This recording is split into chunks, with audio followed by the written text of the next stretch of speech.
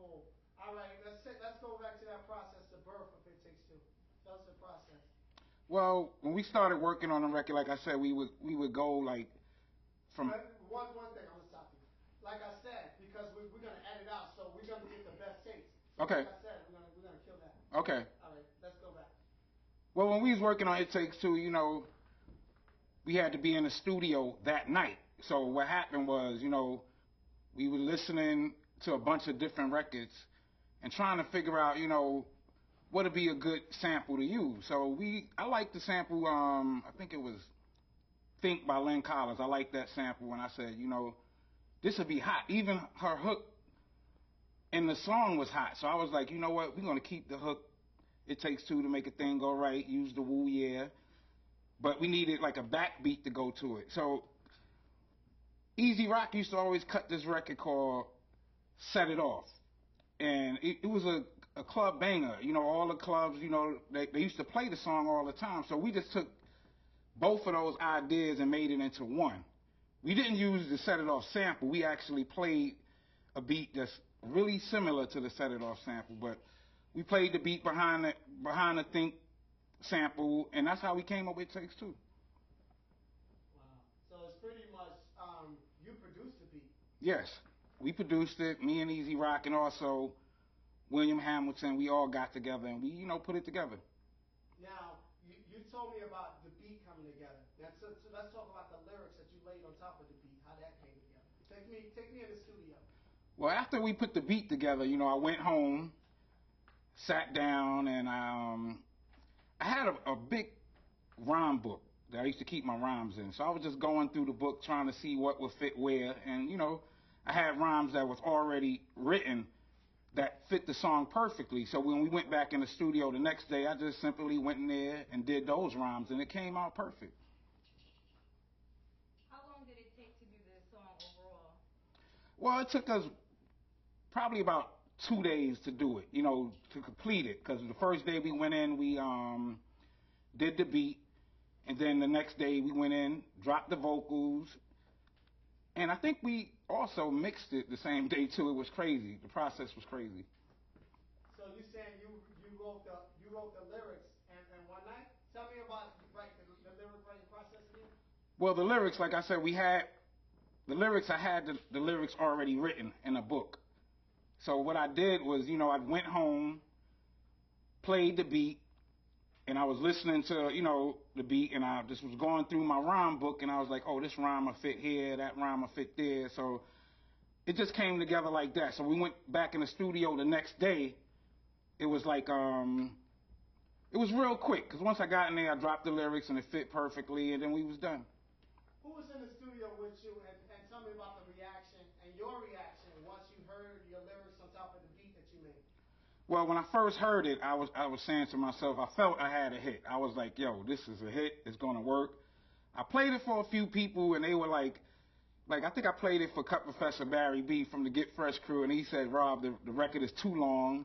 And then I played it for a couple of other people, and they said it was too fast. And then some people said we had too much woo yeah in it. But, even my manager, he was like, we need to take some of the woo yeah out. But I had to fight. I was fighting him on that. I said, no, we got to leave that.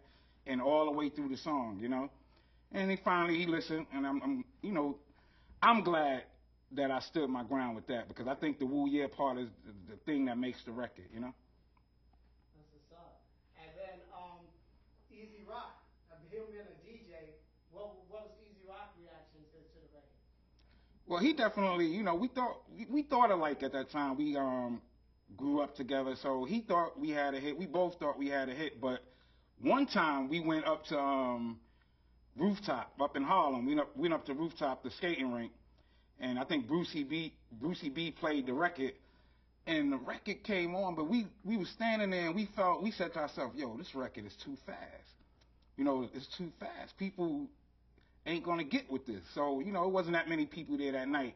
But then we went there like 2 weeks later. He played the record again, and the crowd was going crazy. We couldn't believe it. We was like, yo, we got a hit record right here. That's what's up. Do we need to say DJ Easy Rock at the beginning, at the top of that, Adrian? No. Okay, so let's move on to the next. Okay, so take me to the process. You're in the studio. You make the record. You're feeling it. tell me what happened soon after that, and how long did it take before you were signed to Profile at the time, right? Yeah. Okay. So you make the record. Tell me what you do. Do you go play it for your record company, or what happens next? Well, once we recorded the record, I think my manager, I think he mailed it out to Profile Records, if I'm not mistaken. He mailed it to them, and then he got a call back to come in. So he came in, and they wanted to sign us, and he came to me and was like, yo, we getting ready to sign with Profile Records. I didn't even believe him. To be honest, I was like, yeah, whatever, you know. I didn't think we were signing with them, but he came back around with the contracts and stuff like that, and we signed the contracts. But I still, for some reason, didn't believe it, because Profile Records was like a huge rap label at the time. You know, Run DMC was on there, Dana Dane, and I think the Disco 4. It was like a lot of big groups on that label, so I really didn't feel it was happening. I didn't believe that we were signed to Profile Records until I had the record in my hand. And then I was like, yo, this is real, you know?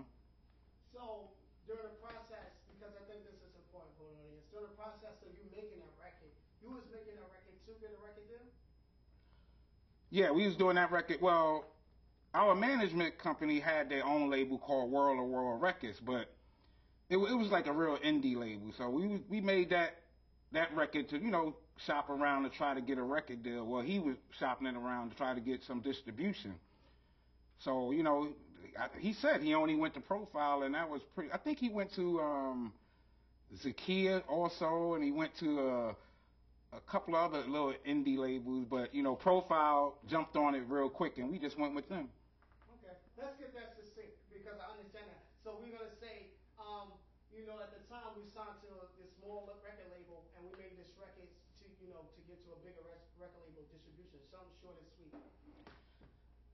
At the time you made It Takes Two. You were signed to a small independent record label. At the time we made It Takes Two, we were signed to a small independent label called World of World Records, and well, they shopped it around to get some distribution, and, you know, Profile Records jumped on it, and they was down to do it. We also went to Zakia Records, and I think it was a few others, but Profile jumped on it, and it was history from there. Nice, that was great. Now, when Profile jumped on it, they got the record right away, and what type of muscle did they put behind it? Take me there. Like, once they jumped on it, and the time process of what happened? Well, when Profile jumped on the record, everything seemed like it happened really quickly. You know, it was like they signed it, then next thing you know, we had Red Alert playing the record, Chuck Chill Out was playing the record. It was getting played every week on the radio, or every weekend. You know, it was getting good play. Then all of a sudden, you know, like the streets started to pick up on it. The next thing you know, one morning, I was laying in my bed, and all of a sudden I hear the record come on primetime radio, and it really like blew my mind. I was like, yo, this can't be happening. It was playing like, what time, like around 5, 6 in the afternoon. I was like, wow, this is crazy. So when you tell me about that moment. So you say you was laying around, the record comes on, do you jump on the phone? What's the process? What you do? Take me back to that moment. Well, actually, I was like laying in the bed, and then the record came on the radio. I jumped up, I started screaming.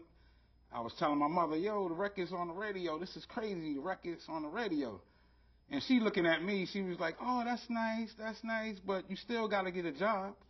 You know, and I was like, Mom, the record's on the radio. She was like, yeah, but you still got to get a job. It was crazy. It was funny now to think about it. We go audio, Willie? Yeah. What's your eye contact like? He's looking down there, he's looking back up to it. Okay. Yeah. Do you want to be over here with me, Adrian? No, I'm fine. So is there anything I'm missing? You want to take them on this? Okay. So you say you know his song. So, okay. Your mom said you still had to get a job. We're going to the question. How did this record change your life?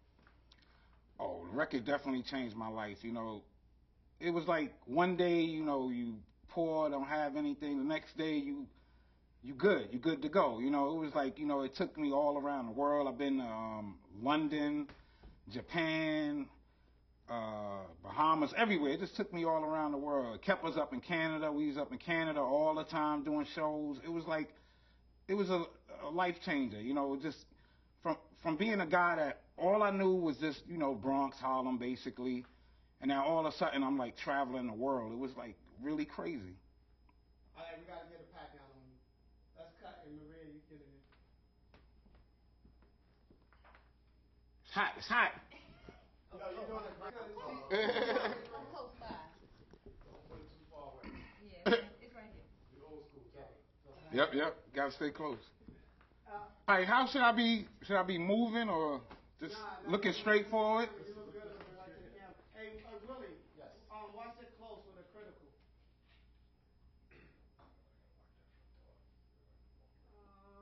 Yeah. All right. Can you go down a hair on it? Yeah. On the close? All right, that's good. That looks great. Oh, yeah, right. That's it. I can tell people that.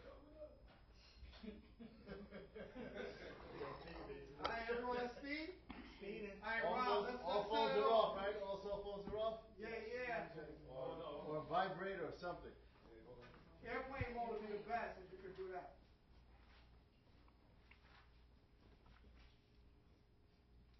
All right, we ready? Slider speeding? Slide and speeder. Jeff, you good? Yeah, speeding. Let me know when you're good. So we're gonna start to move. Okay. All right. Yo, Rob, let's set it off. Let's go back in time. Let's go back to 88. We're gonna start there. 88. What was the scene in hip hop with 88 when you first started? When you first started out? Well, when I first started out rapping, you know, it was like a lot of groups around, like the Crash Crew and the Boogie Boys, and you know, Doug Fresh and the Get Fresh crew had their crew. They was kind of new at the time, so I used to just really like watch a lot of cats like that. You know, growing up in Lincoln Projects back in the day, so we watching these cats. You know, so we decided we wanted to do the same thing like they was doing. So eventually, you know, we started carrying equipment for Mike and Dave Productions. So that's how we got the opportunity to get on the microphone, because they, you know, being that we was carrying equipment for them, they gave us a shot. So once we got that shot, you know, we did our thing. We was kind of shaky at first, but then we got it together over time.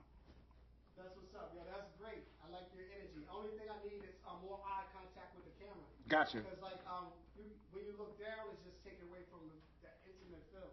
Gotcha. When you're talking. What was that in the wide, Willie? I saw like a arm or something. That was wide. my eye when I was just focused. Okay, no problem. We got all of the shots. So listen, that was wonderful. We're gonna just take that again.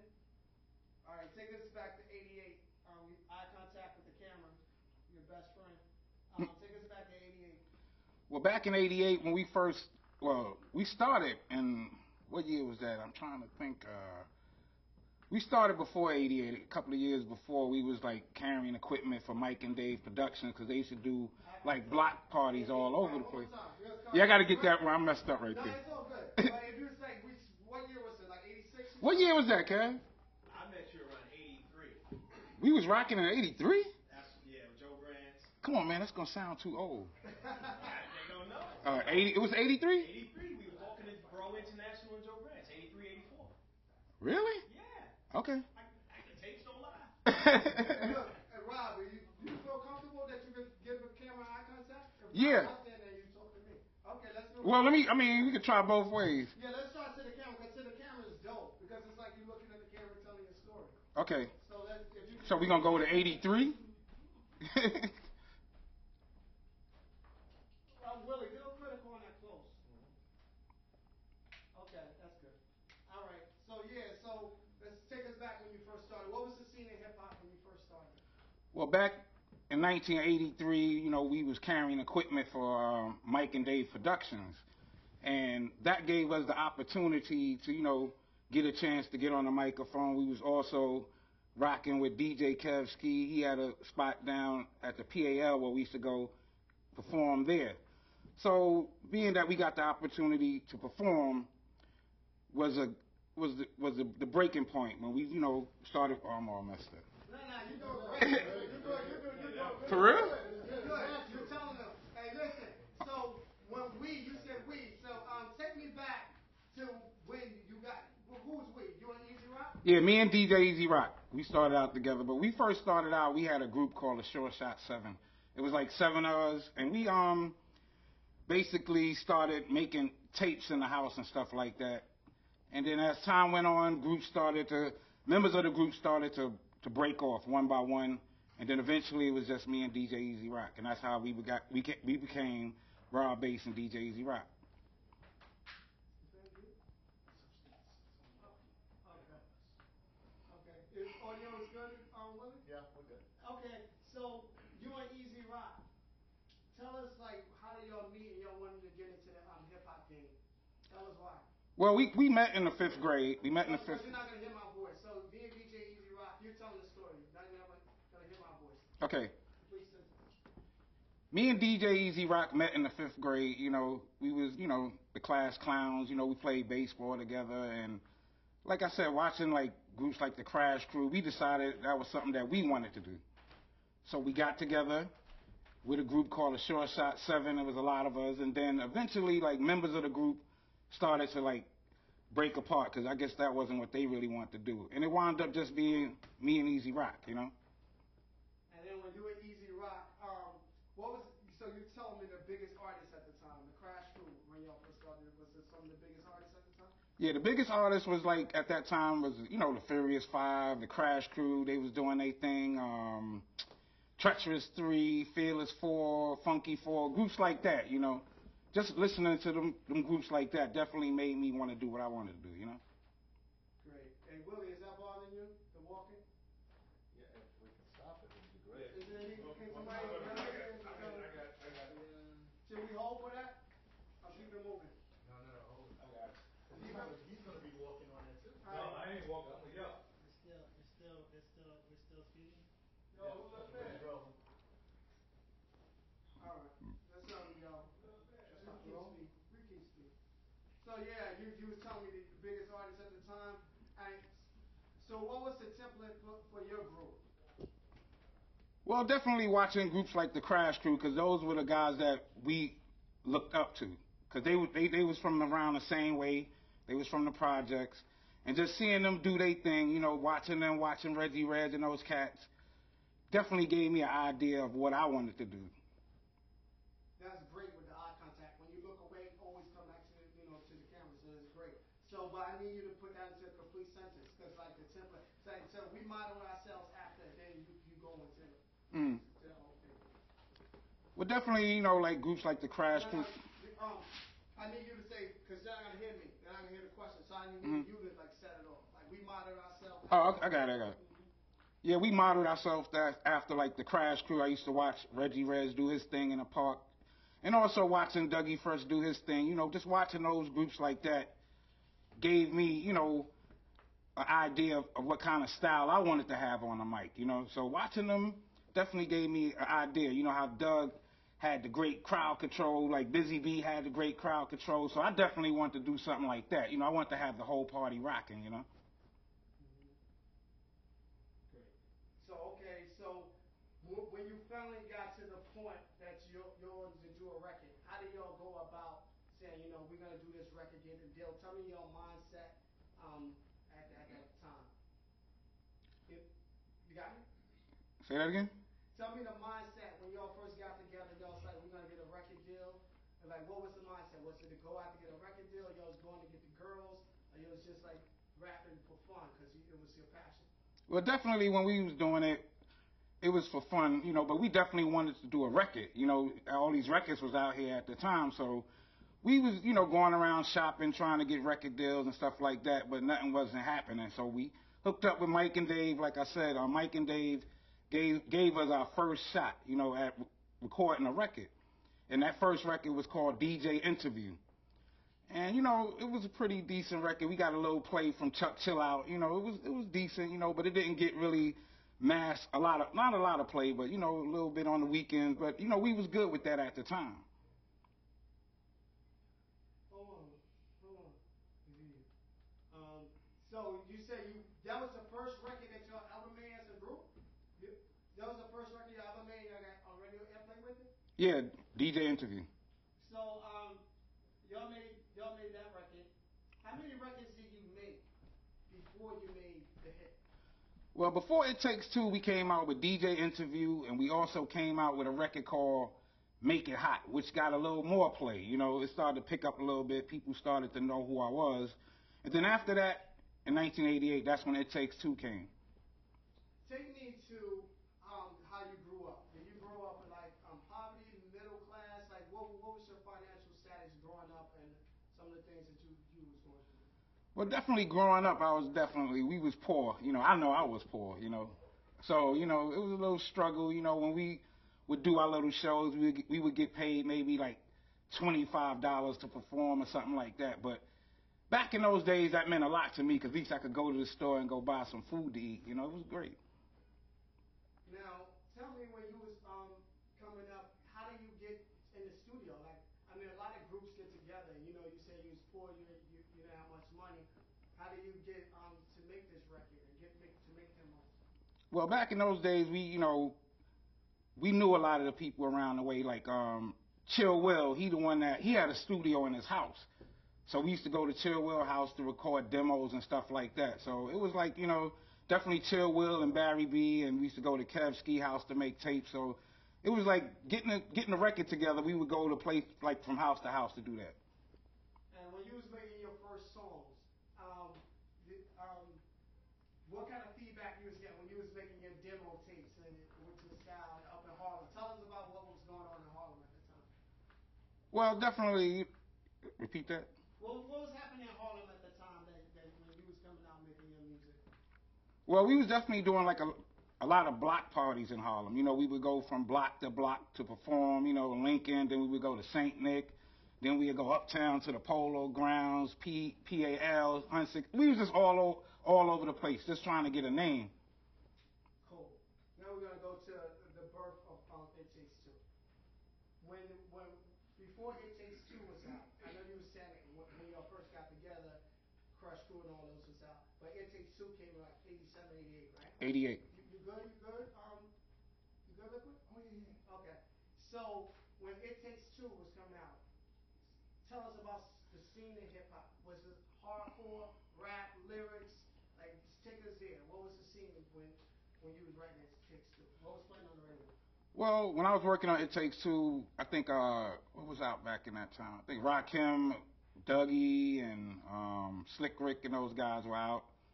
So when I did It Takes Two, I definitely wanted to have something that would stand out, something to be a lot different from what was being played at the time. So definitely I wanted to add like a dance feel. I wanted it to be like have an R&B feel. So I wanted to just hit like all type of markets because I had vision like being on the road with R&B cats and stuff like that. So I was like, you know, we got to make this record something different, make sure that it stands out from the others.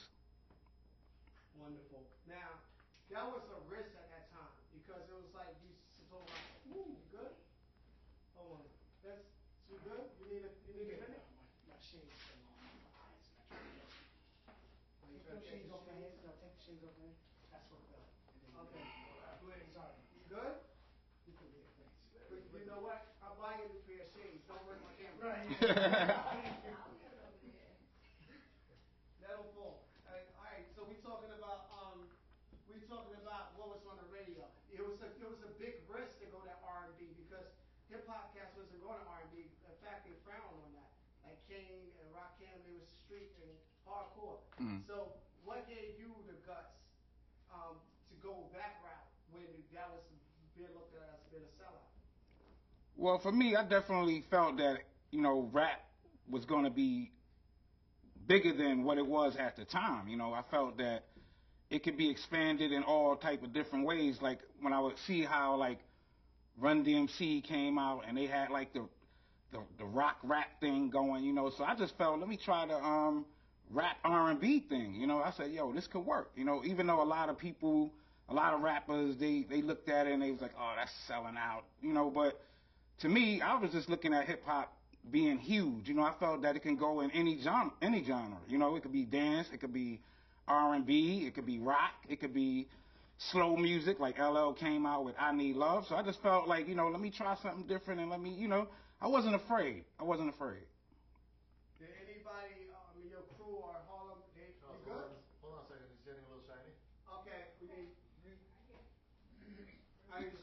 Let's cut. Okay. Yeah, it's getting hot up here. Yeah, yeah.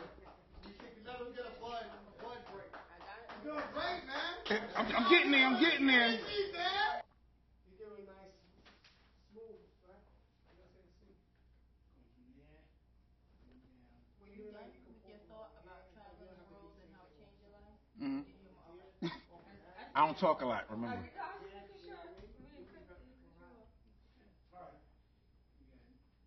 All right, you ready? Everyone speeding? Speedy, yeah. Now we was talking about how it changed your life. Mm. At the time, you was living in Harlem, right? Hmm. Did you, after the record and after you started doing shows, did you choose to stay in Harlem? Tell me about how it changed your position. Well, when the record came out, it changed as far as like, money was coming in. I went out, bought me a car. That was my first thing. It was what was it? I think it was a Honda Accord. That was my first car. And as time, not too long, but I say like maybe about 6 months later, I think I moved to the Bronx. I had got me a nice little apartment up in the Bronx. I was chilling out, throwing parties like every day when I could. It was crazy. But most of the time we were on the road a lot. We were on the road. We wasn't really home a lot. We was on the tour bus all the time. We might come home and only for like, let's say 2 or 3 days, then we would be back on the road. So it was crazy. And your age, how old were you, and how was your mind to deal with that type of success? Tell me, my age, and how were you to deal with that type of success? When It Takes Two came out, I was only probably about 18, 19 years old. So it was really, I wouldn't say hard to deal with. It was really fun. Being on the road, meeting all the women. It was just crazy. I mean, I know I would have did a lot of things different now, but back then I was just out there spending money, having fun. It was crazy. Hold on 1 second. Yeah. You lost that monitor? Okay. Should be able to see. Is it in the chair? Let's cut everybody. Is it right here? Yeah. This is it? Cool. Bring up the women part, man. Kevsky had all the women. So listen, do we need to take that over?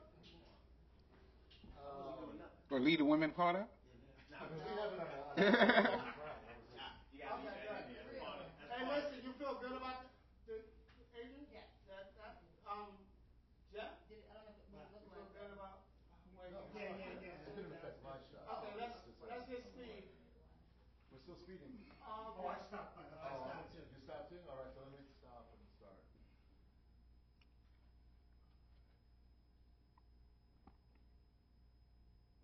Okay, I got speed. Tell me about that vapor process, man. Like, you was talking about the women, like, coming at that age. You said 19? 18, 19. 18, 19, having a hit song in your hand. That vapor process with the women. Let's talk about that. Yeah, it was crazy.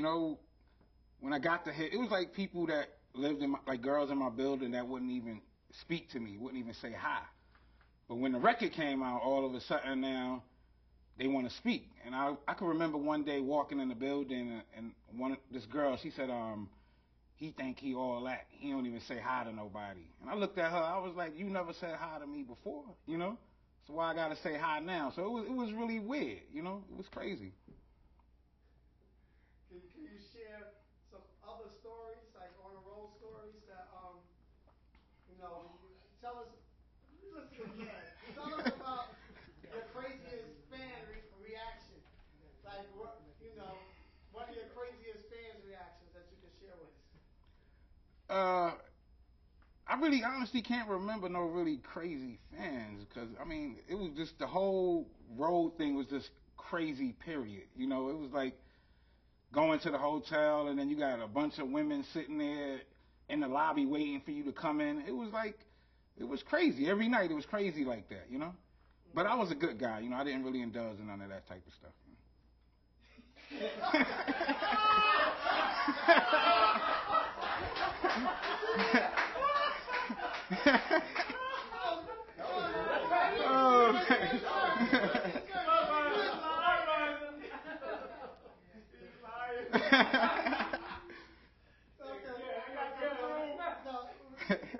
We still rolling, y'all? Do y'all want to We gotta keep that part. Oh. Let's talk about the video now. We come to the point where it's time to make a video. How long after the record? Tell me a little about the video. Well, actually, the record was making noise. It was doing real good, but I think at the time the record company didn't want to pay for a video, so we actually had to pay for the video ourselves. So we took the money. We hired this guy. I forgot his name. I think it was Dwayne something. But we got him to shoot the video, and I don't even remember how much we paid, but that video was like really low budget, but it did what it had to do, And then as we were shooting it, the funny thing was, as we were shooting it, then we seen Biz Markie walking up the block, so he came over, jumped in the video. And then we seen Red Alert walking up the block, then he came, jumped in the video. And then as we were shooting it, just more and more people started jumping in the video. It was crazy. So let's talk about their relationship with Profile. They signed you off for this record, and then did they put their muscle behind it? Like, how do you think Profile reacted to the record and the promotion and all that? Well, I think they did a good job for the time. They was an independent company themselves, so I think they did a good job. They did the best they could do at the time. I think the record was playing on all the stations, but being that it was an independent, I think if it was on a major, I think it would have even been bigger. But Profile did the best they could do with it at the time. Did Profile recognize right away that they had a hit on their hands? I'm not sure if they recognized that they had a hit at first. I think they said, "Oh, this is a good song, let's sign it," But then I think it kind of jumped off and went on its own, kind of in the beginning, and then they jumped behind it, Yeah, Profile Records. That's what I was thinking. Like Profile Records, you're not sure. Like, then tell me the story about Profile Records. Go ahead, Adrian. You go in. Hold on, speed, Speed, hold on. speed. Speed. Cool. So how did you come up with the name Raw Bass? Well, back in the days, how did I come up with the name Raw Bass? Back in the days, a lot of rappers used to say things like, put the bass in your face, the highs in your eyes, and stuff like that. So I wanted something different, something that would stand out. And Raw Bass was something that I was like, you know what? Let me go with that. Let me go with something that's different. So when somebody hear my name, they're going to go, Raw Bass, okay. Because back in the day, most rappers had names like, Tony B or Kev Ski or something simple like that. So I just wanted to be different, And so how did DJ Easy Rock come up with his name? I don't even know how he came up with that name, to be honest, because when Easy Rock first started, his name was Skip C, as I can remember, Skip C. So he came up with Easy Rock. At first, I really didn't like it too much, but as time went on, I got used to it, A lot of people names was associated with drugs, and the bass was in drugs. And then, do you get any slack from that? I never heard anybody really say anything about, I mean, it do sounds like it now, because like a lot of people look back at my name and Easy Rock name, it sound kind of weird, Raw Bass and Easy Rock. It sound along the drug lines, but we wasn't talking about nothing like that, because I was just, Raw Bass was just, put the bass in your face, the highs in your eyes, and Easy Rock just wanted his name was for like rocking the turntables and stuff like that, but when you put the two together, it do sound kind of familiar with drugs and stuff too. Let's talk about that infamous line, how you set the record off. I want to rock right now. You know what I mean? You Mhm. hear a little about how you set It Takes Two off. You good with it? Yeah, I had to make an adjustment. Okay. Tell me how you set It Takes Two off. Why do you choose those words and take it from here? Let's go to it. I don't know why. I mean, that rhyme, I want to rock right now. I'm Raw Bass and I came to get down. That was, like I said, it was a rhyme that I already had, but I felt it was a strong rhyme to say first, because I'm introducing myself to everybody. I'm saying my name so people know who I am. And I felt it was a good, strong rhyme to start off with. That's what's up. Do we need a break now, or can we still go in? Yeah, let's take a break. Good stuff, man. Thank you.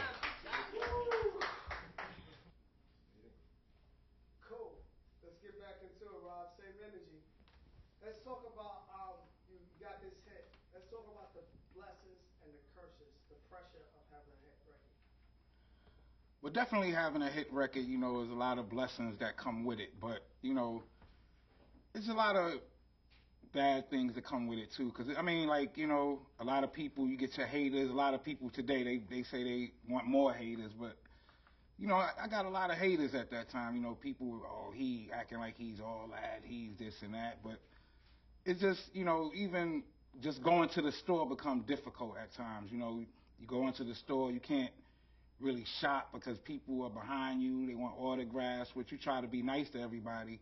But there's always like one person in that crowd. It could be 50 people, but there's always one that's always going to be like, you know, I don't like him, he whack.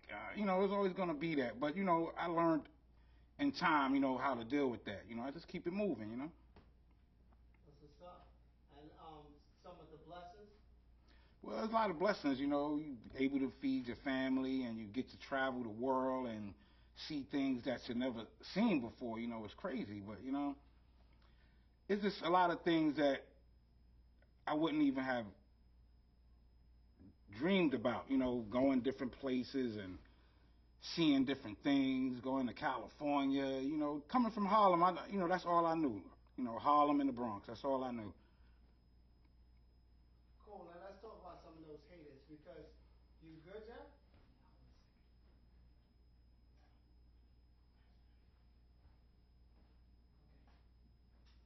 Now you talk about, you good? You back? You back in? I'm back. Okay. Some people were saying, you know, when you talking about people hating on you, they don't like you. Some people were saying, oh, it's just a beat. You know what I mean? Oh, anybody could have had a hit record off that beat. How do you respond to that? Well, I feel, you know, I feel blessed, you know, how I respond to it. I mean, I feel blessed to have that. Come on, take me there because I can hear my voice. But people, when I hear people say it was just a beat, and then take me there. Yeah, when I hear some people say that, you know, it was just a beat and, you know, the lyrics wasn't all that or whatever, but I mean, it don't bother me. You know, I put the song together, me and Easy Rock and Kurt Hamilton, we put the song together, and I felt, you know, it came together with all of us together doing it. And without all of us doing it, I don't think it would have worked out. You know, a lot of people have tried to use the sample before and it didn't work, but it worked for us. That was dope. But give me some more reactions. Camera's eye time to the camera. So let's go from that. You know, when people say it's just a beat, you know, a lot of people try to use the beat before. You know, take me back there and look at to the camera. Yeah, a lot of people, they tried to use the beat before and it didn't work for them, but it worked for us, you know, so it felt good. I don't care what people say, you know. I mean, God blessed us with this hit, and, you know, I thank God for that. And why do you think that you was able to do it? Because like you said, Roxanne Shante used the beat before, Marley Moore used the beat, and they used it before you. And they wasn't able to find the success that you found. So what made you different? I don't know what made us different, what made me different on the record. It just... Can I take you here? I don't know what made my song, if you want to say that. Yeah, I don't... Different from that other people used to be. Yeah, I don't know what made my song different from other people that had tried to use the beat before. It was just that ours clicked and theirs didn't. I don't know what it was. I think it was God. That's all I could say. Will you take any credit for it? Like the lyrics, how you put the lyrics, how you laid the lyrics on top of the beat? Like how you put the beat? Like, can you take a little more? Like, do you have anything, your talent, have anything to do with it? Why it was a hit and Gone Girl wasn't as big? I really don't know. I really can't say. I've never really thought about it, really. You know, once It Takes Two came out, you know, I heard Roxanne Shante had a version of it, but, you know, when her version came out, I got a little afraid at first. I was like, uh-oh, she using the same, you know, sample that we using. But, you know, I don't know what was different. You know, our record, you know, had, I guess, more of a dance appeal to it. It was more, you know, had a little more pop feel, R&B feel. It was just, the record just came together well. And on that note, what do you think it takes to make a hit song? You made a hit. A lot of artists have tried. A lot of artists tried. You was able to make a hit. What do you think it takes to make a hit record? I really can't say what it takes to make a hit record because I think making a hit record, it has has to be.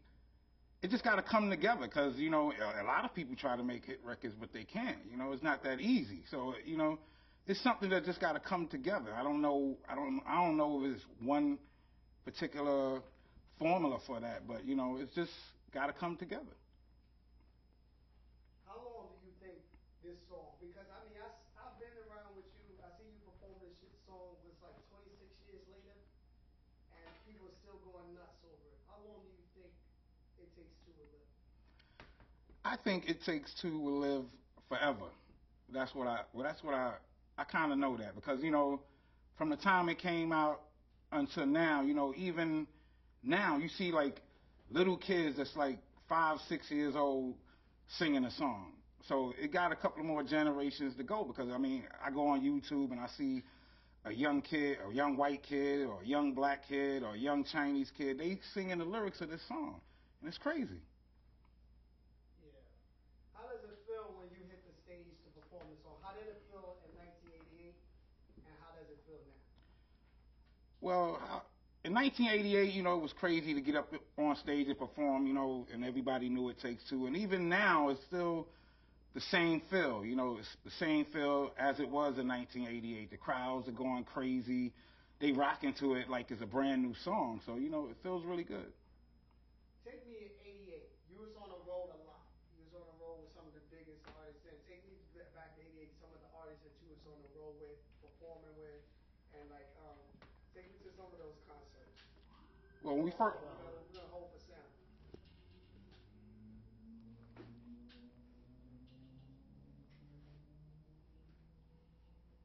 You good, Liquid? Can you adjust? Just trying to check both. Keep Okay. going. Yeah, because I could do a critical because I did a critical on It Takes Two on the lyrics. I fix it easy. Oh, okay, good. Let me know when you're ready. I'm ready. Yeah, take me to back to some of those shows, like who you perform. When I'm looking at the sound bites, some of the superstars you perform with now, and it's amazing how you're still able to perform now. And you know, at 88, tell me some of the people that you perform with.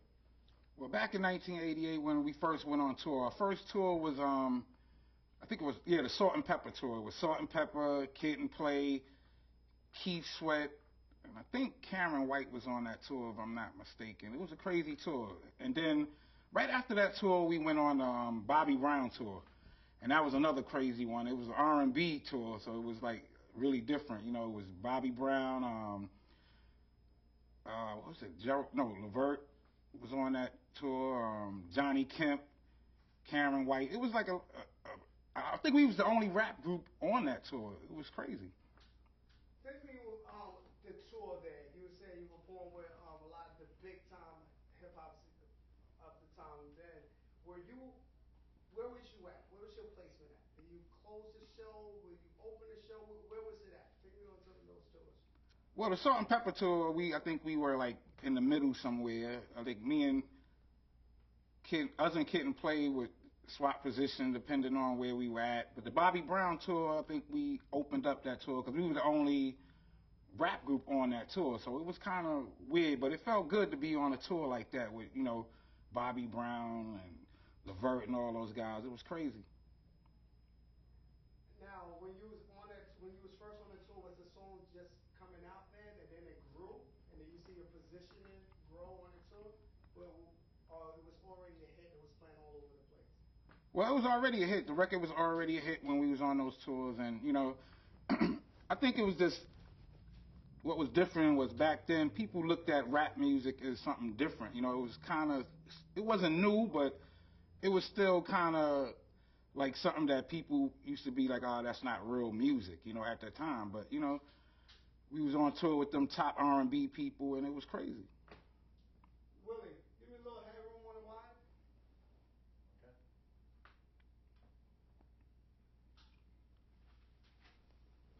And with that being said, you know, because you had a lot of, you know, hip hop wasn't crossing over and it wasn't pop, and you went towards the R&B purposefully. You did that. So, how did your record open the doors for the people that followed you, that was able to come out and make those crossover hits?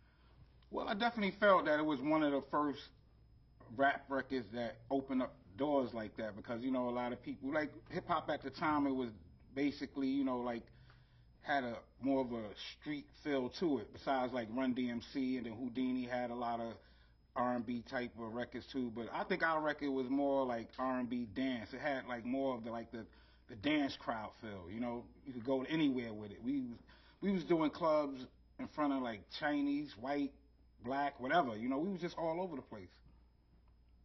So who did it set the stage for next? It set the stage for MC Hammers and the different people of the world.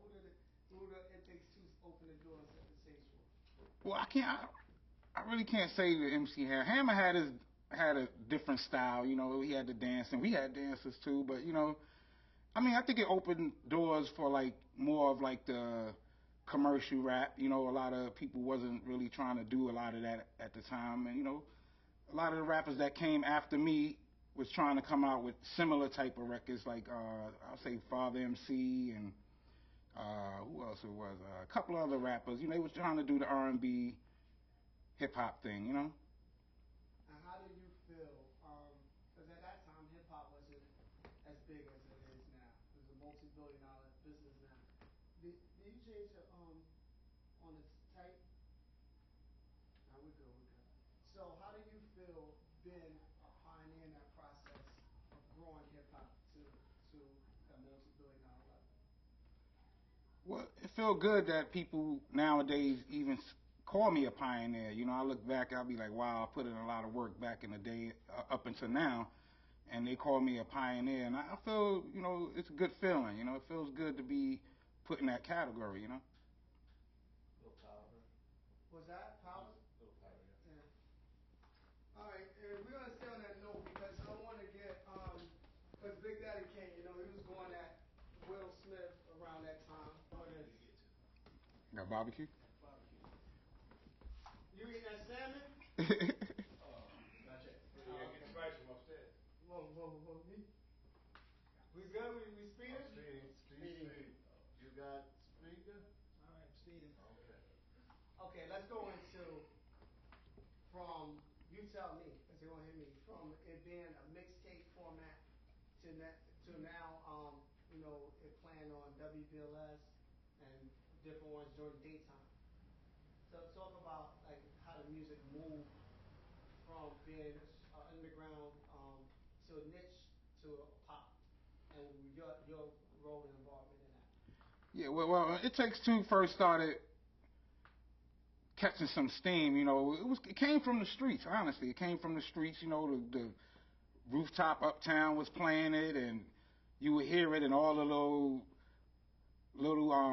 bars and stuff like that. And then you know, once radio picked up on it, it was crazy because Red Alert was bumping it, Chuck Chill Out was playing it. I think Marley Marl and them was playing it. Everybody was playing it, and all of a sudden, then you know, R&B radio started to pick up on it, and they was playing it, and that was crazy. And then all of a sudden, now you got pop stations playing it. So it was like it went from there to the pop stations, and once it got to the pop stations, a lot of the other rappers, I guess they were looking at it like, whoa, he's sold out. Yo, what's this? You know, he's sold out. You know, but I didn't really care about what they were saying. You know, it was just, you know, I was enjoying my life. That's what's up. Azer, you want to expand on that, or are you good? I'm good. Cool. Let's go to the next page.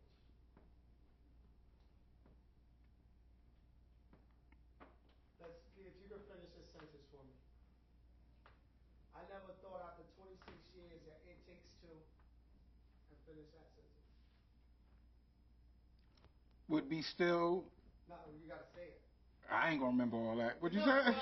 how many years? After all these years. All these years. After all these years. Yeah. Say it again. I never thought after all these years. Oh, I never thought after all these years, you know, It Takes Two will be still banging like it is, you know, because it's just like the song.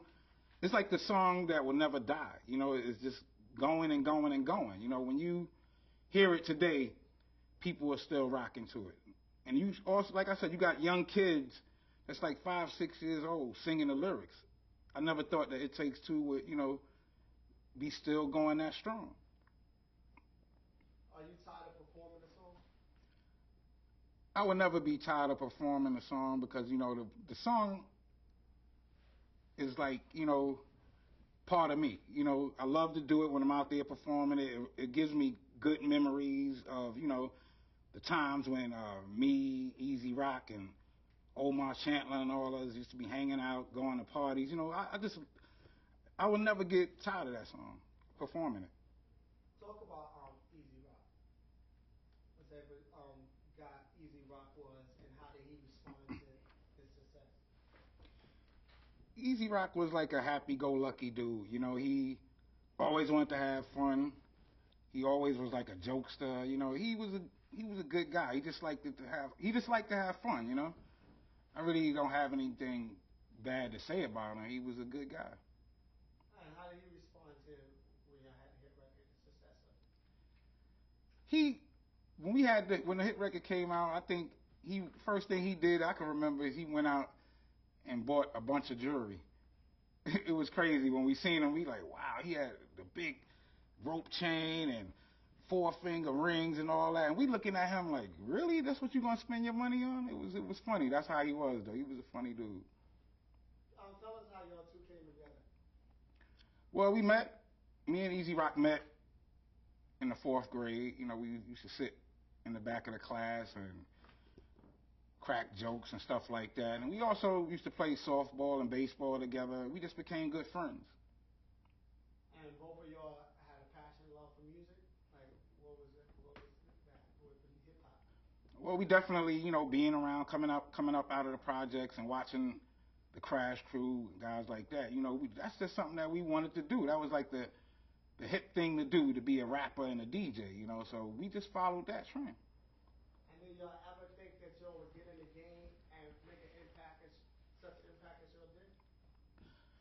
Well, I don't know if he thought that he would make an impact or we would make an impact the way we did. But I mean, honestly, in my heart, I kind of felt that this was something that I wanted to do, and I felt that we could be successful if we just stick to it, and we was. When you are 70 years old, do you still see yourself? You good, nigga? Yeah, you good. Switch up. Do you need to pat down Woody, or he's good? We're good. We're good? Let me know when you're ready, nigga. Ready. All right. When you're 70 years old, do you still see yourself performing this song? When I'm 70 years old, do I see myself performing the song? Yeah, if I can get up on stage, I'm going to be doing it. Definitely. I definitely will. If God bless me, I would definitely be on stage doing that song until I'm how old, I ain't going to stop. Tell us about the dances. The video. I know down south, everybody's copying the dances in the video. What was the dances that came along with this It Takes Two? Well, I can't even remember none of the dances. I mean, it just was so many dances back in the day. When It Takes Two came out, everybody was doing a bunch of different dances. So I can't even remember. I can't really single one out that they were doing. I can't remember. It's funny. You know them. Running Man, Into the the WAP. WAP, the Running Man, The WAP? Into the WAP. Benetton. I don't think they was doing the WAP to It Takes Two, were they? Well, it could have been the WAP, the Running. Yeah, definitely the Running Man. They was definitely doing the Running Man, the WAP. I don't know. The Snake. Get out of here, man. That song ain't that old. He said the Snake. Let's talk about current day. Let's come back to current day. You good? Okay. All right. You ready? All right.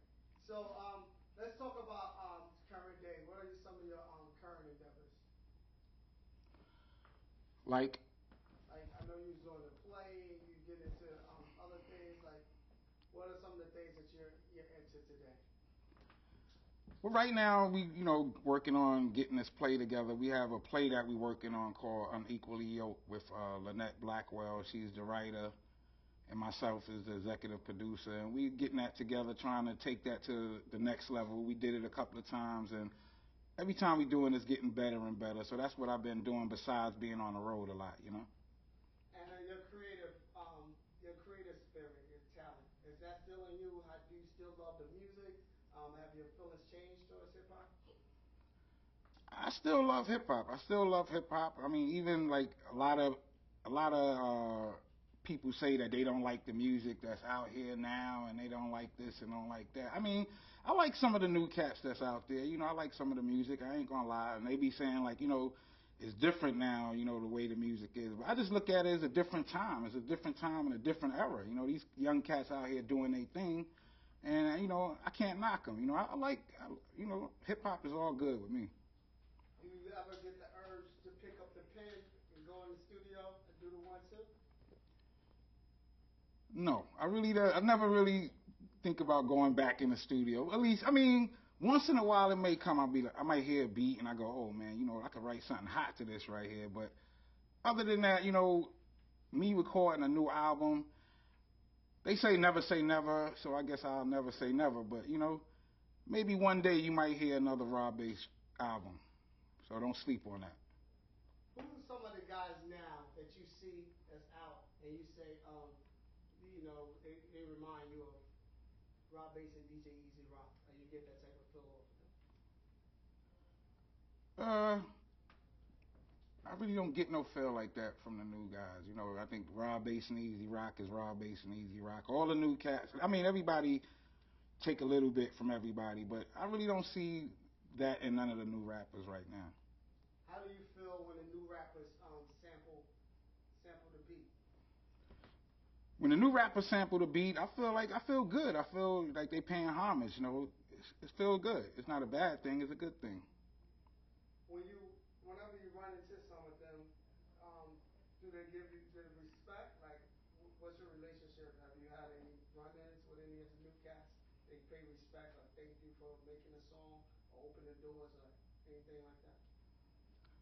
Well, anytime I run into like the newer cats, they always show love. You know, they always show love. What's up? You know, they definitely show love. Like I ran into Fat Joe one day, and he was talking to me about, you know, how I used to rock around the way and stuff like that. So you know, all the new cats, they give me mad love. Cool. I'm gonna go with a question that Adrian, you tell me if you got something. Yeah, I do. Some powder. Okay, that's powder. Were you gonna pick up on something that you Cut. said you Cut. skipped? Charles. When you ran into the ex.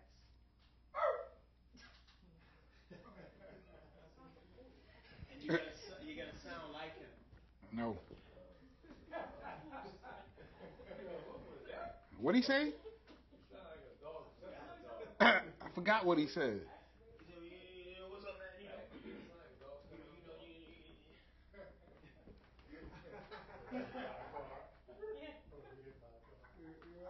Ready? Skip it. Speed. Skip that one? Yeah. Speed. Come back to it later. Adrian. Alright, so talk about the pressure of having a hit under your belt. Didn't we do that already? I think you want to elaborate on it. What you looking for? You didn't really. I mean, I didn't feel. Your face. I'm trying to. Like to come up with something else after that. Right. So you Is have that to your think hand in the way, Willie? Yeah. Oh, the pressure to come up with the next record? the next record after that. Oh, okay. That's all right. Well, after the first album, you know, the first album with Platinum, it was a lot of pressure because they was trying to get us in the studio to get the second album done. But, you know, working on the second album was pretty hard because everybody, they trying to look for another It Takes Two. And I'm like, yo, you can't really come up with another It Takes Two. We're going to have to go with a different angle. So, but the second album came out, and we did pretty good with the second album. It went gold, and, you know, it wasn't as big as It Takes Two, but I felt it was pretty good, you know. Did the label put pressure on you? What was that like? What they did? Well, yeah, the label put a lot of pressure on me as far as they wanted it to be, I would say, like, a lot more pop. That's what they was looking at. And I really didn't want to go that route. I wanted to, you know, keep it, you know, kind of hip-hop, kind of, you know, R&B-ish, but they wanted to go more like dance, like the fast dance type of music, and I really didn't want to go that route, you know? I'm good. And talking about the labels, did that type kind of take your love away from the music? You know, a lot of people from the original school, they have bad run-ins with labels. Like Tribe Called Quest Group 4080. You know, so did that affect you any, and you get caught up in that? Like, Yeah, definitely the labels were pushing for commercial tracks and more dance music type things. But I didn't really want to do that. I wanted to kind of keep it, leveled out, with the street. And, it was a real fight trying not to cross over too far, at that time. I was just trying to keep it, right in the middle. But, it was a pretty much of a good fight with the label. and talk about being 19 years old, coming from the project, you say, with no money in your pocket, and going to a label and making a deal with the label. And then, like, your first record is a hit. Like, if you had to do it all over again, what would be some of the precautions or some of the things that you would do different? Well, if I had to do it all over, I would definitely have had my own lawyer, because at that time, my manager, he was handling everything, and we was using his attorneys and stuff like that. But, if I could do it all over, I would have my own attorneys, my own accountants, all of that, If I could change anything, that's one thing I would. And what advice would you give to the new cats, that's coming out, they want to get in the game, and they might be in a similar situation as you, maybe poor, don't have any money, and they going in to get a deal. You coming from a hit, what advice would you give to them? Well, to the new cats that's coming out, definitely handle your business. That's the main thing. Handle your business. Make sure you got a good lawyer. Make sure you got a good attorney. And just be on top of the business. I mean, the entertainment part is one thing, but the business is the most important part. So just stay on top of your business. Adrian? You talked a little bit about how the people who lived around you reacted to your success. Can you talk a little bit more about how your friends and your family reacted?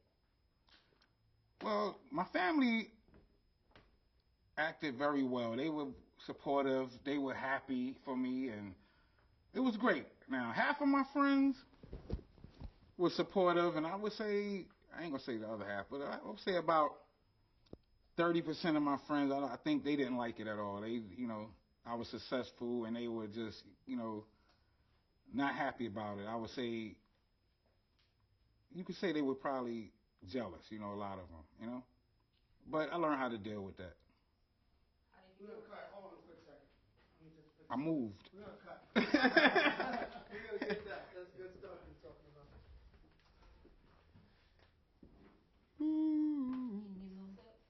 You want to sip? Sip it up. Yeah. We almost there, man. You giving us great stuff. Come on, we got a cookout to go to, man. Y'all messing up my time, B. Wrap this up. Stay local. Got some ribs waiting. Man, you got some salmon in there, man. I'm taking that too. That's Tomorrow. That's breakfast. Where you going, California? No. What's up? Hempstead? Jersey. Oh, Jersey. Okay. D&E.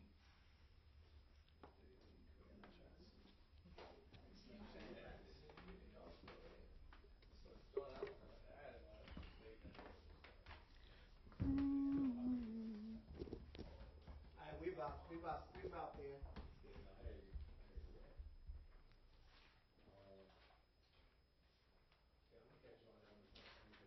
We good? Y'all ready for speed? He's padded up? He's good? Adrian, you gonna jump back in, right? You was asking a question. And I think like our monitor went out, so you may have to repeat that. Okay. All right. Yeah. Will you speed liquid? Yes. Alright, let's go. Okay, cool. So, how did your friends and family react to you? Watch your hand, liquor. Willie. Liquor. Okay. You want to leave too? All right. So, tell me how your friends and family reacted to your success. Well, my family, they were really supportive. They were happy for me. But my friends, I would say 30% of them wasn't too happy. I would say they were just, some of them were jealous, I would have to say. And they started to act different, and I realized that. But, I was mostly on the road anyway, so it didn't bother me. Or did anyone start asking you for anything? Yeah, a lot of people started asking me to borrow money. Can I borrow this? My rent's due, and um, my baby need food. It was just a bunch of people coming with their hands out. But the close people I gave, the other ones I just kept it moving. Did people, because you had a song playing on the radio, did they think you was Rockefeller? And being that you said like you didn't have a lawyer on the deal, what kind of pressure did that put on you? People thinking that you had a lot more than you maybe had. Yeah, when It Takes Two was playing on the radio, everybody thought that we were rich and everything. When it first came out, we were still living in the projects. It wasn't like we had no royalty check or nothing like that at that point. So we were still the same people, but they thought that we were millionaires already, So eventually, I had to move, get to a better place, Cool. You good, Adrian? I'm good. Come on, people. Are you good? You got a question? Yeah. Yeah, he gave that. Yeah, he gave us that. Bass, hold on a sec, man. I just want to make sure that we covered everything. Willie, Yes, sir. we got you here in this nice setting. We got to make sure we get everything we need. Willie, is there something that we need? Oh, can we talk about, you never got married, or you did? You did get married, yeah, you did. And can we talk about, having a hit song, the effect it had on your personal life and your family? Can we go into a little on that? Like, did it, having this hit song kind of put pressure on your personal life? Nah, because they really didn't. Did that? Can we talk about a little about your personal life? Cause you got married, whatever. A little go into that. Not really. You don't want to talk about it? Okay. What is it that you was thinking that we needed, Jeff, with that? No, just sometimes people just wonder what your current status is, you know what I mean? Like, oh, if you married, children, or still single, sometimes people just want to know, people want to know what's going Kids on. rapping, daughter, son. Yeah. You gonna come out with It Takes Two in like different languages now? Nah, man. Stay focused. Stay focused. Stay focused. I don't know what. Are we good? I just want to hear him hit. You want to hear him kick I think. the song one time? Oh, yo, let's break down the lyrics, man. Let's go into the lyrics because we're talking about the hit song. We gotta go. Is this all the ones we have? Oh, it's one behind here. Oh, good. Yeah, Great. yeah, that's one. Let's have a little fun, man. That's one copy. It's You want 3 that old pages. school tape? It's for 4 pages. No, we don't have. That's one copy. It's just one. Oh. It's an order. You have one with this. I can pull it up on the phone. You could just break it down for me. Take me through like the first verse. And what you were saying through the first verse. Of what? Cast down. Do the whole verse? Now you can break it down like, yo, I started with like, I wanna rock right. Give me like little 4 bars. Okay. Ready? Yeah. You ready, Willie? Everybody's rolling? He likes to do this part. What? Yeah. Willie, what's your hand when you do it? I know, hold Hey, on, listen, hold on. bud, should you be a little wider on the wide? I can't be. Okay, we're good. Let's go. You speeding, everyone? Yep, I'm still rolling, man. You stop. Okay. Let's do it. Out from I Wanna Rock right now. I wanna rock right now. I'm Robation, I came to get down. I'm not internationally known, but I'm known to rock the microphone because I get stupid. I mean outrageous. Stay away from me if you're contagious. Yeah. Tell us what you was trying to get across with that. I don't know, it was just a rhyme. It was Yeah. I was just wanting people at that time to know who I was, to get my name out there, basically. He was a battle rapper in the early days. I'm So that not was like ego internationally rhyme. known. What else known? It's like ego rhyme. Stay away from me if you're contagious. Yeah. Yeah. Winner, no, I'm not a loser. Yes, He's a battle rapper. I got tapes. Indeed. Can we go to another verse and maybe break? Now, red alert. Wait a minute. What- Can you give that answer one more time to the camera because he was giving it to you? Yeah, exactly. What answer? You said you didn't really know what the verse was Like about. started like right now. You go to old folks' home and you say, "I want to rock right now." They're gonna just go ahead and finish that right there. So it's like It was no meaning. It was just on a battle tip. It was just a rap, you know what I mean? I had it in a book, you know, it was something that I used to come out in the park and say sometime. It was just a rhyme. It wasn't really the point I was trying to get across was basically telling the other rappers, yo, I'm nice, stay away from me, chill out, you know, basically. Cool. Stick to the camera. Stick to the camera. That was good, but I think we gotta stick to the camera a little more. Adrian, you good with that? Now I want to take it again. All right, cool. Well, basically, you know, the rhyme was just basically saying to other rappers, you know, chill out, stay away from me, you know, I'm nice on the mic, you know, just keep it moving, you know. Now, Red Alert. Was Red Alert down with your crew at that time? Well, Red Alert, you know, we used to see him all the time in Harlem. You know, Red Alert used to be around, and you know, he was a very popular DJ at that time. And you know, Red was just a cool guy. He was always cool and supportive of us. You know, so Red was just a cool dude. Can we get some more lyrics from where you stopped? I don't even remember where I stopped at. My name is Rob. I got a real funky concept. Listen up, cause it's gonna keep you in step. I got an idea that I wanna share. You don't like it, so what? I don't care. That was basically talking to those haters too. Same thing. You don't like it, so what? I don't care. Is that was you talking to those people that because you knew they was gonna call you a sellout? No, it was just basically just talking to the haters, period. You know, just talking to the other rappers and the people. You know, it was just basic, the way rappers were back then. We would just like to brag and act like we were better than the other rappers. It was basically that, you know. Cool. Can we get another 4 or 8? Come on. Come on. Yo, Cam, show me some love, man. Alright.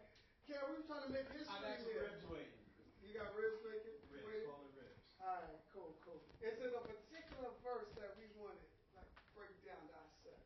I don't Alright, know. cool, man. I think I'll beat you up along the way. Les Willie. Do we got everything while we here? I think so. we got a lot. I think so.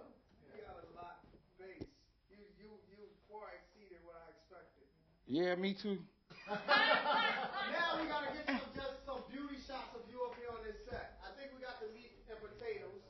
Now we just gotta get let's cut. And now we want to get some just shots of you standing, you holding the mic, and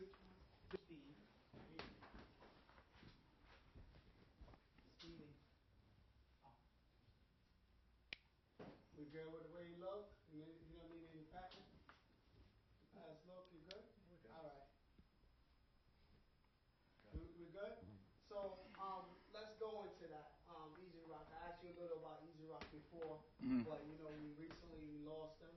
You know we was at the funeral, the homegoing, and so let's talk a little about Easy Rock and being able to make a hit with your friend that you was in the 4th grade with, and you know losing it. Yeah, losing Easy Rock, that was a real hard thing for me, you know, because it was like, you know, he was not only that he was my partner in the business, he was like he was a best friend, you know, from the 5th grade, you know, knowing him since then. It was crazy, you know, that he passed away. I couldn't really believe it because he was one of those guys, you know, that never smoked, never drank. All he did was just want to have fun. He liked to eat a lot, though. That was one thing about him that was always funny, you know. But definitely, losing Easy Rock was a lot, you know. And like even at the you know while we was at the homegoing, even the pastor, the reverend, he preached Easy Rock funeral for one of your songs. So how does that make you feel that you did something so major with him, and even at his funeral, he's going out with your music? Yeah, I felt that was a really touching moment when the pastor was preaching and he said something about joy and pain, and the way he put it together was like really deep. You know, it was crazy how the pastor put it together, but it definitely made me feel really, you know, good to see that the pastor was basically listening to one of our songs. You know, it was crazy. Talk about you and him together, and that's nothing that could ever die. So give me something along those lines. Repeat that. That you and Easy Rock, y'all made history together, and that's something that's gonna live forever. You know, that's something that can never die. Yeah, definitely. Me and Easy Rock, you know, I feel we made history with It Takes Two, you know, Joy and Pain and those tracks like that. Even Get on the Dance Floor, you know. And definitely, I think our legacy is never going to die. We're always going to be spoken about from time to time. Rob Bass, Easy Rock. Everybody going to remember us at the end of the day. Is there anything else you want to share about Easy Rock? Like some fun moments that you and him had together, maybe on the road, on your journey to making it? Well, definitely, we had a lot of fun times together back in the day. I can't really single one out, but, you know, we definitely had a lot of fun times. And how do y'all keep each other on your toes? Well, we definitely. How do we keep each other on? What do you mean? How do y'all keep each other sharp? Like, how do y'all keep each other on point? You know what I mean? When y'all was running together, y'all was running around the country together. Like, you know, that relationship. How do you talk a little bit something about that relationship? Well, definitely traveling the country. We had, like I said, we had a lot of fun running around. We was just like kids back then. Just kids running around having a good time. You know, basically like that. The management company is the one that kept us in control. You know, because without them out there making sure we do the right thing, we'd have been probably all locked up somewhere by now. We went to the Hip Hop Awards show, and they was honoring, you know, they gave an award to Easy Rock. His daughter, his wife, was accepted the award. How do you feel about people paying him respect? Yeah, I feel it's a good thing. They you know, giving Easy Rock a lot of respect, you know, which they should have been giving him that all the time. But, you know, it feels good. It feels good to see that. Is there anything else that you want to say about him? Do we need to be touched up a little before you do this? Oh, he's good with it. A little bit. Yeah, can we touch him up? Sure. Cut? Yeah, cut. Come on, Kev. That's even worse. Oh, yeah? You're trying to I'm gonna kill stay me. down here. I'm gonna stay down here. How's that? Okay, all right, yeah, yeah. All right, okay, cool. We'll just hover it back and down, up and down. Is he sliding? Does this bother you? Yeah. It does? I'm ready. I know.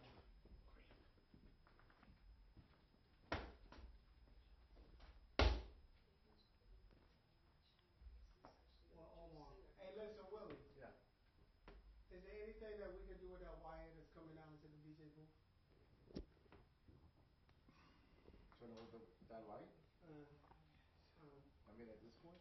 Yeah, let's keep it moving. He said at this point. Yeah, I just want to say rest in peace to all them guys, and that's pretty much it. Are we going? I'm rolling. Nothing much. Okay. Let's move. I'm rolling. All right. Let's give our shout outs and rest in peace. Yeah, I just want to say rest in peace to my boy DJ Easy Rock. Skip, that's what I always called him. Also, Omar Chandler, rest in peace. One love. Also, William Hamilton, our manager. Kurt, rest in peace. We did it, though. One. Can you say something to all the fans to help make this a... Let's talk about the success. Can you talk about it in numbers and like records sold? Come on. We need this, man. Come on, Cam. We here, baby. This is what the people want to hear. They want to hear the multi-platinum. All right, what are we doing? Let's talk about the success. It was multi-platinum record. Mm-hmm. And then, you know, you think the fans. Think the people have been made. Your media's full. And you got another card for roll the camera? One more card. This one's full.